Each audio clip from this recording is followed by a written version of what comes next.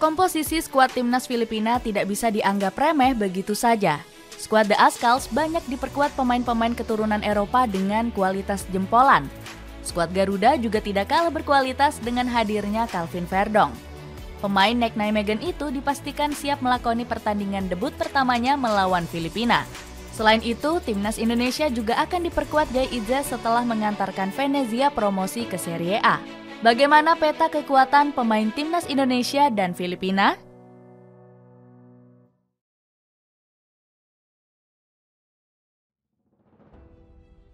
Rizky Ridho versus Patrick Rijkaard.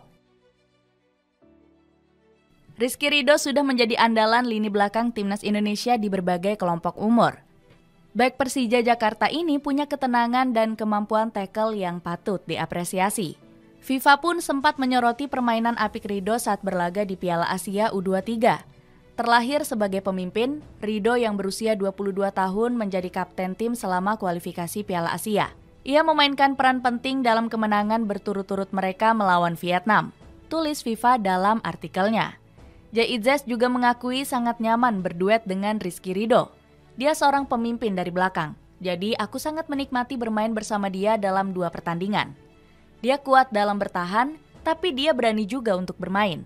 Jadi itu sangat bagus untuk dilihat, kata Idzes. Bahkan di laga kontra Irak kemarin, Rizky Ridho mampu menjadi pemain terbaik timnas Garuda. Dirinya mendapatkan rating tertinggi daripada pemain lainnya, yakni 6,7.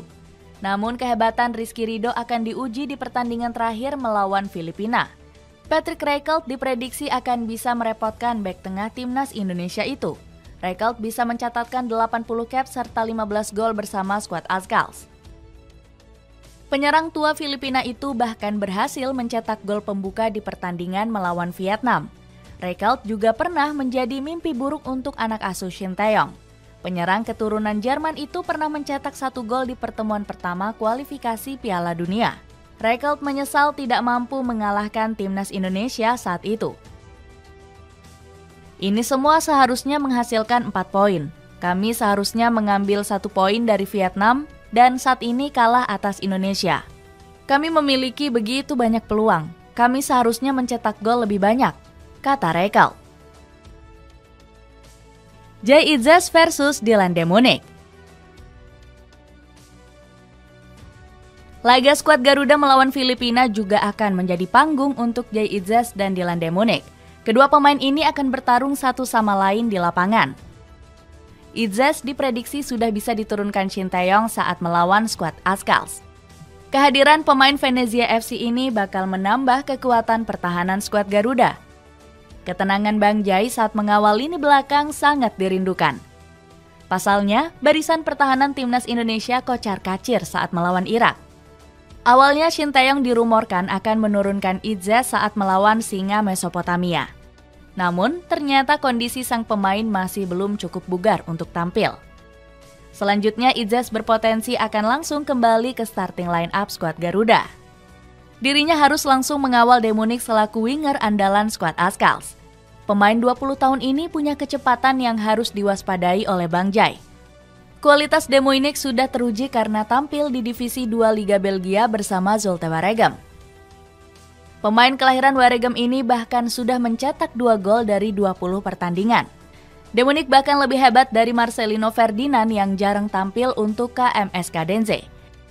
Idzes harus meredam kelincahan Demonik jika ingin mengamankan pertahanan skuad Garuda.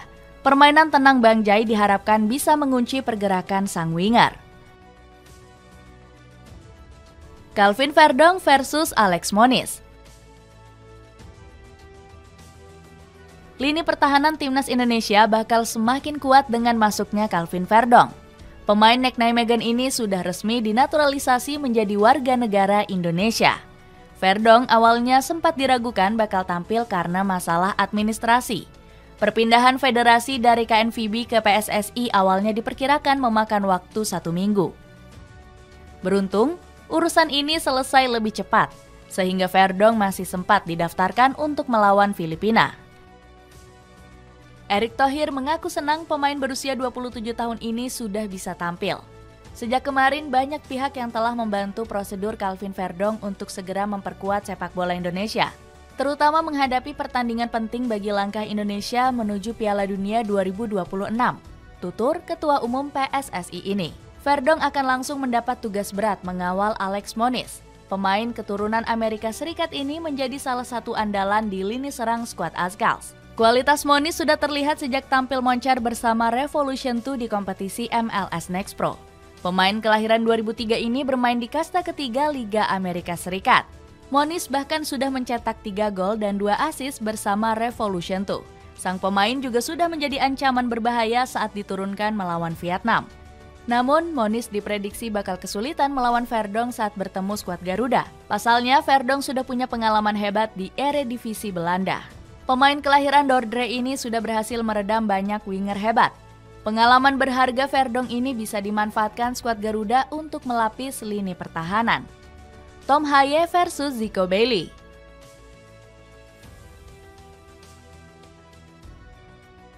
Duel sengit lainnya bakal disajikan oleh duo motor serangan masing-masing negara.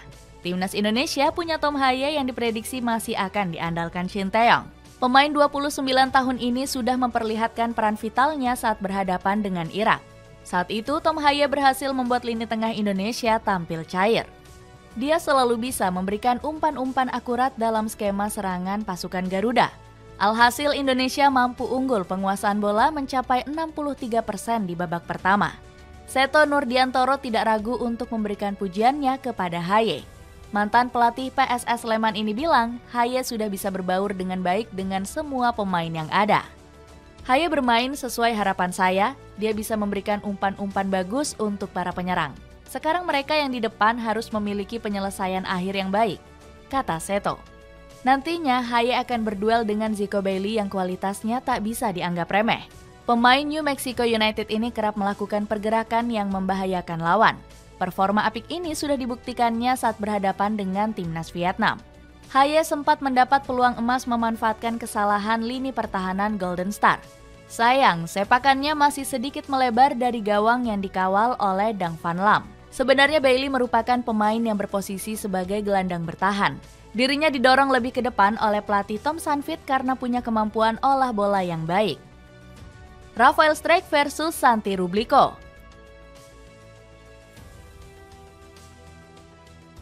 Sektor lini serang akan menyajikan duel sengit antara Rafael Strijk dan Santi Rubliko. Rafael sendiri merupakan pemain kunci dalam skema penyerangan pelatih Shin Tae-yong. Bomber Ado Den Haag ini punya kemampuan mobilitas yang luar biasa. Pergerakannya sering merepotkan lawan dan menciptakan banyak peluang untuk Indonesia. Di laga melawan Irak, pemain keturunan Belanda ini berhasil menusuk hingga ke daerah pertahanan.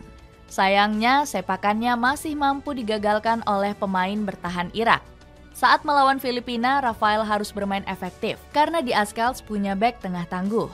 Ketangguhannya sudah dibuktikan saat berhadapan melawan Vietnam. Pemain kelahiran Madrid ini mampu mencatatkan 4 intercept dan 87% tackle sukses. Itu artinya dia merupakan ancaman berbahaya bagi lini penyerangan skuad Garuda. Apalagi Rubliko saat ini punya banyak pengalaman meski masih berusia 18 tahun. Sebagai informasi, sang pemain saat ini merupakan pilar inti dari Atletico Madrid U19. Rubliko jadi salah satu pemain yang sangat diandalkan oleh pelatih Fernando Torres. Tentunya Rafael nantinya harus memainkan permainan cerdik saat 1 lawan 1 dengan sang bek. Dengan tersajinya duel sengit di beberapa lini, apakah Indonesia mampu memastikan 3 poin di laga nanti?